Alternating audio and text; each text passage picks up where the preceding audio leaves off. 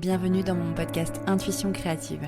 Je suis Anne-Laure, graphiste intuitive, fondatrice de Studio Eucalyptus. J'accompagne les entrepreneurs dans leur communication alignée en créant leur identité de marque, leur site web et leur direction artistique. L'intuition, l'écoute de soi, la créativité et l'éveil font partie de mon quotidien. Ici, tu retrouveras mes conseils et prises de conscience pour être pleinement épanoui dans ta vie d'entrepreneur holistique. Tu peux me retrouver sur Instagram en suivant Studio Eucalyptus. Là-bas, tu y retrouveras mon quotidien, mes conseils en tant que graphiste et directrice artistique.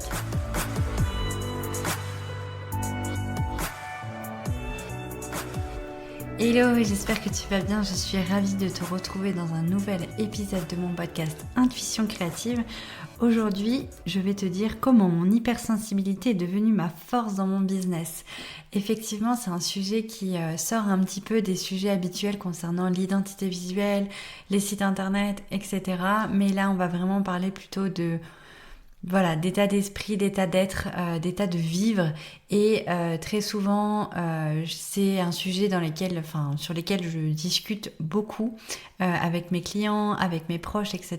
Parce que l'hypersensibilité, la sensibilité de manière générale, c'est quelque chose qui n'est pas facile à vivre au quotidien. Et j'avais envie aussi d'aborder le sujet d'une manière positive et de t'expliquer comment dans ton entrepreneuriat, dans ton business, tu peux vraiment en faire ta force. Je vais pas parler de la vie personnelle parce que pour le coup l'hypersensibilité pour moi dans ma vie perso c'est encore très complexe, mais je pense que c'est un merveilleux travail qui va se faire sur le long terme. Mais en tout cas dans le monde professionnel j'ai vraiment réussi à en faire une force et c'est vraiment ce qui m'aide à réussir et ce qui m'épanouit. Donc voilà, j'avais envie vraiment de te partager un petit peu mon expérience avec l'hypersensibilité, la sensibilité et t'expliquer voilà peut-être que mon expérience fera que tu vas peut-être ajuster des choses dans ton business pour en faire aussi ta force.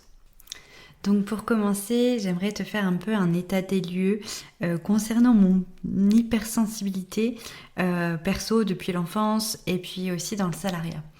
Alors quand j'ai été petite, on me disait souvent que j'étais trop sensible, surtout à l'adolescence et puis en étant jeune adulte. Très très jeune adulte. Souvent on me disait que je pleurais pour rien, que je prenais mal les choses, que j'étais susceptible, que les choses me touchaient trop, que j'apportais trop d'attention aux choses qui n'étaient pas forcément utiles, etc. Donc c'était quand même pas simple pour moi parce que du coup si je pleurais je me disais que c'était être vulnérable, qu'il fallait pas montrer sa sensibilité, il fallait être forte et du coup forcément c'était contre nature donc c'était pas forcément facile de le vivre au quotidien. Ensuite dans le salariat pareil c'était très compliqué comme j'avais beaucoup souvent on me disait du coup dans le perso qu'il fallait pas être sensible. Si dans le professionnel, quand j'étais salariée, il y avait quelque chose qui me touchait énormément, qui allait vraiment réveiller cette sensibilité émotionnelle, que ce soit de la colère, de la joie, des pleurs, de la tristesse, etc. Je retenais, je me rappelle j'avais super mal à la gorge parce que je retenais mes pleurs, je retenais mes mots, etc. Et du coup c'était vraiment des choses qui n'étaient pas faciles du tout au quotidien. C'était vraiment très très compliqué d'essayer de le cacher et puis parfois au contraire de pas réussir à le cacher, de pas le cacher et du coup de se sentir faible, de se sentir nulle, de se sentir un peu gamine, etc. C'était vraiment des sensations que j'avais. Et une fois que je vivais l'émotion, je me disais oh non mais la honte, comment je peux justifier ça, etc. Si tu es hypersensible, je t'épargne les détails, tu sais très bien de quoi je parle. Et du coup, voilà un peu comment j'étais. Et quand je me suis délestée du salariat et que j'ai vraiment vécu que de mon auto-entreprise, donc ça fait 2 ans, j'ai vraiment encore plus affiné ma cible et avec qui j'allais travailler, parce que pour la petite histoire, quand j'étais salariée, j'étais aussi à mon compte à côté, donc j'avais déjà des clients pour qui je travaillais vraiment toute seule, mais mon positionnement, ma cible n'était pas encore vraiment bien définie. Et du coup, quand je me suis complètement lancée à mon compte à 100% et que j'ai eu besoin de vraiment définir les bases de mon entreprise, je t'en parlais dans un autre épisode, je te mettrai le lien dans la description. Quand j'ai défini les bases de l'entreprise, je me suis dit que c'était important pour moi, s'il y avait vraiment quelque chose qui allait me permettre d'être épanouie et qui allait me permettre d'être moi-même, c'est d'avoir des personnes autour de moi pour qui j'allais créer, qui étaient sensibles également. Hypersensibles ou sensibles, peu importe, j'ai envie de dire, j'ai pas envie de mettre d'étiquette, est-ce qu'on a été déclaré hypersensible ou non. Je parle vraiment de la sensibilité émotionnelle ou dans les perceptions subtiles qu'on peut voir, ressentir. Donc voilà, je m'étais dit que si je travaillais pour des personnes, si je créais pour des personnes comme moi, ça allait être beaucoup plus fluide parce que j'allais pouvoir déjà communiquer facilement avec mes mots et aussi aller chercher un peu plus en profondeur dans mes créations sans paraître farfelue ou sans voilà, ne pas être comprise. Donc je me suis dit que j'allais diriger vers ça. Alors mon positionnement n'était pas je crée pour les hypersensibles, je crée pour les personnes sensibles, mais par contre j'ai décidé de créer pour toutes les personnes sensibles au bien-être, à la nature, à l'invisible, à la thérapie, au bien-être de manière générale. Et du coup, je pense que, alors, je dis pas que toutes les personnes qui travaillent dans ces domaines-là sont hypersensibles, mais une grosse partie de ces personnes-là ont une certaine sensibilité à la nature et à l'être, au vivant de manière générale. Et du coup, au fur et à mesure, dans les discussions, dans les rencontres que j'ai pu avoir, je me suis rendu compte que beaucoup étaient comme moi, beaucoup étaient très sensibles et qu'en fait c'était pas du tout tabou et que c'était chouette et que du coup c'était ultra fluide de pouvoir accueillir les ressentis des autres et de pouvoir partager mes ressentis aussi. Parce que quand je présente des créations visuelles, des dessins, etc. à mes clients, je peux demander comment ça vibre, quelle émotion on a ressenti, etc. On peut parler d'émotions profondes, on peut parler vraiment ben ouais, j'ai vu l'illustration et j'ai eu les larmes aux yeux, ou ben non, ça m'a rien fait, du coup ça a pas vibré, et si j'ai pas d'émotion, c'est qu'il y a un truc qui se joue pas en fait. Et tout ça, pour moi, c'est ultra important, parce que du coup, pour moi, l'émotionnel va permettre un alignement dans la communication qu'on crée, dans la communication visuelle qu'on crée. Et du coup, il faut pouvoir en parler, en fait. Pour moi, c'est important que je dise à mes clients, que je puisse dire à mes clients, prends le temps de te connecter vraiment aux créations que j'ai faites et qu'est-ce que tu ressens, quelles sont les émotions, etc.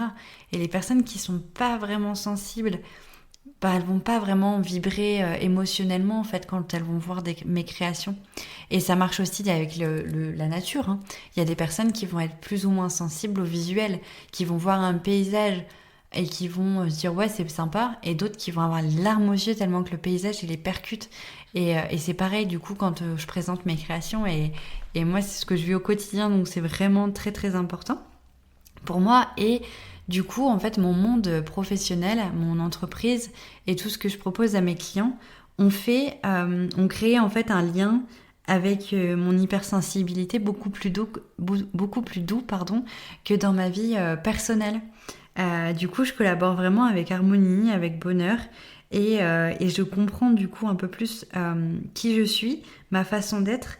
Tout a pris son sens. En fait, c'est ça, tout a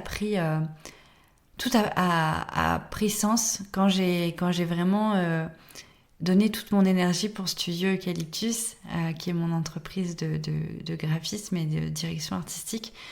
Et du coup, je le vis beaucoup mieux parce qu'il y a un endroit dans mon quotidien, dans mes différents domaines de vie, où c'est ok et c'est complètement cool, enfin ok, cool, en harmonie, et juste d'être hypersensible en fait. Et du coup, c'est hyper rassurant et ça m'a... Ouais, du coup, j'assume complètement qui je suis en fait dans mon pro.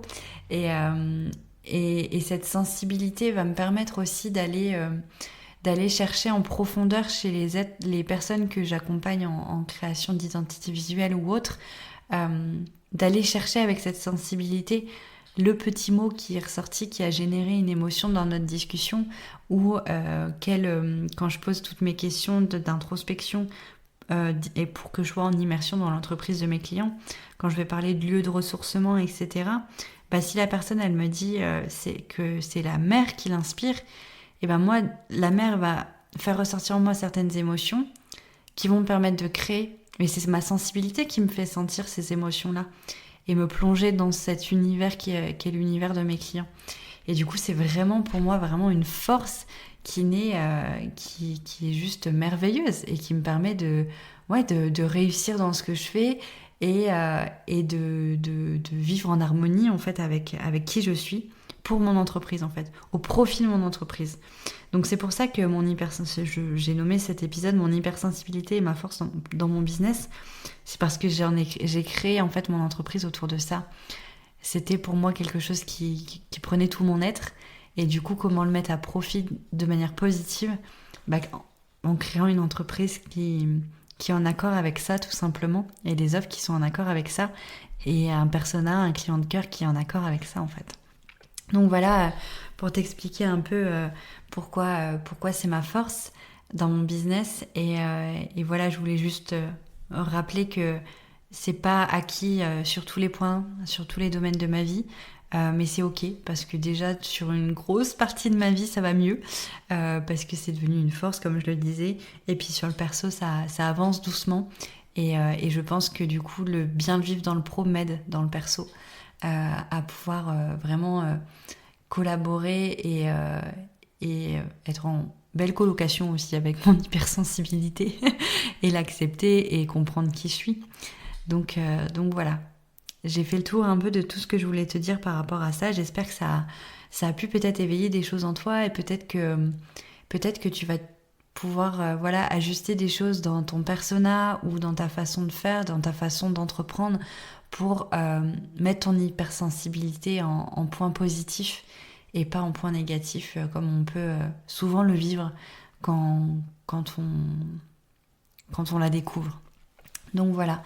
N'hésite pas à me partager un peu tout ce que tu ressens avec ça.